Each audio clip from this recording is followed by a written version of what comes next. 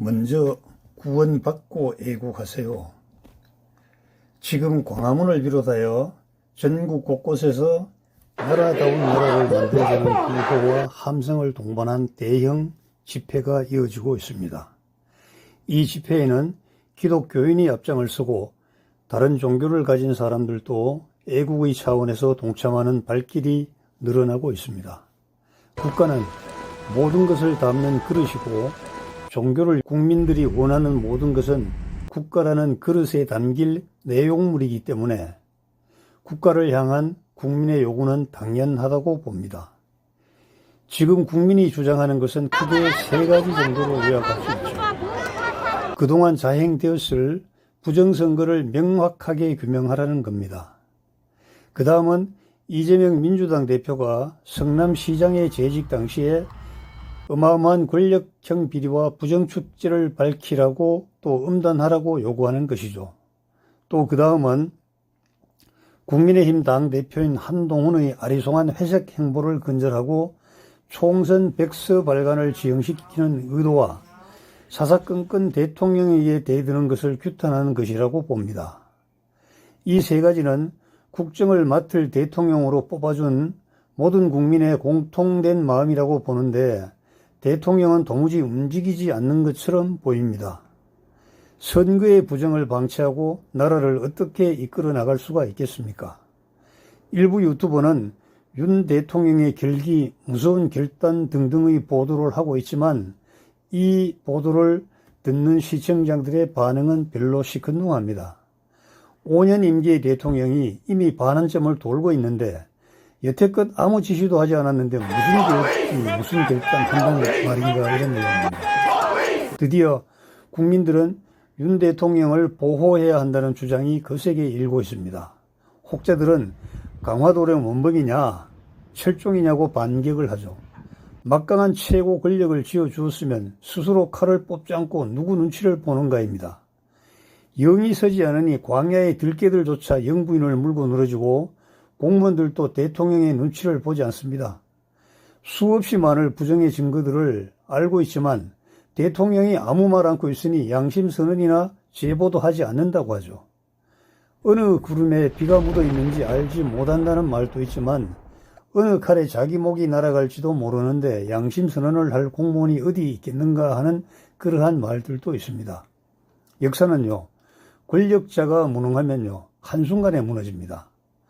100년 공든 탑도 한순간에 무너지는 것은 역사가 증명하는 철칙입니다.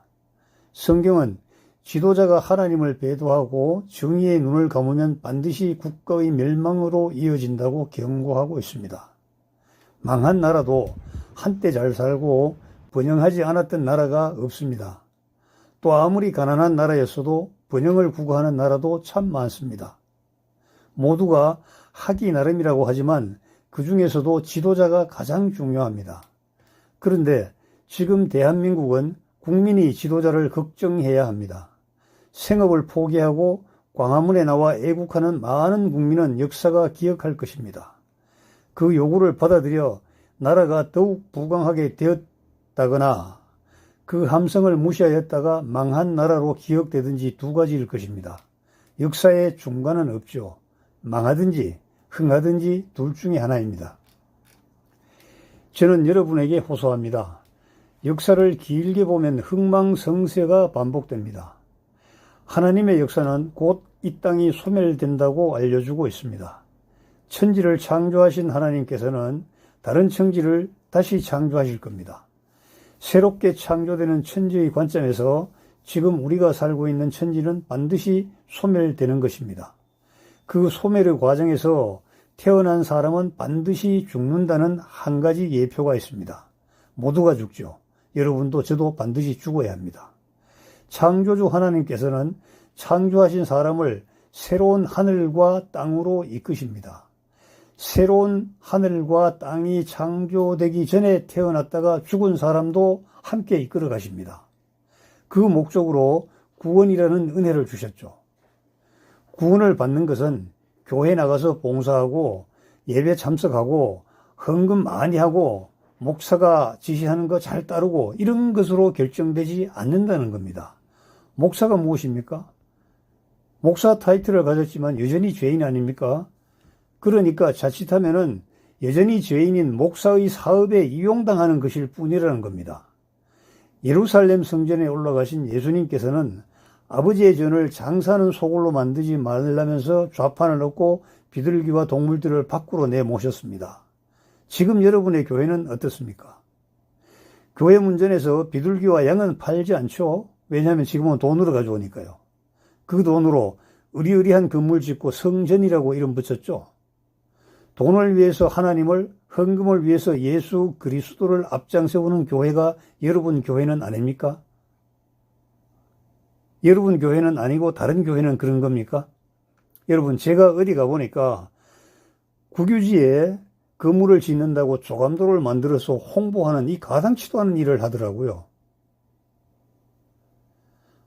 여러분 생각해 보세요.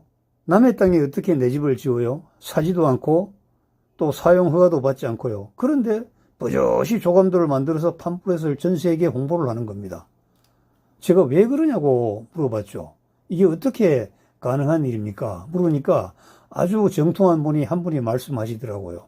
혹 속아서 헌금하는 사람이 나올 것으로 기대하고 저지르는 것이라고요.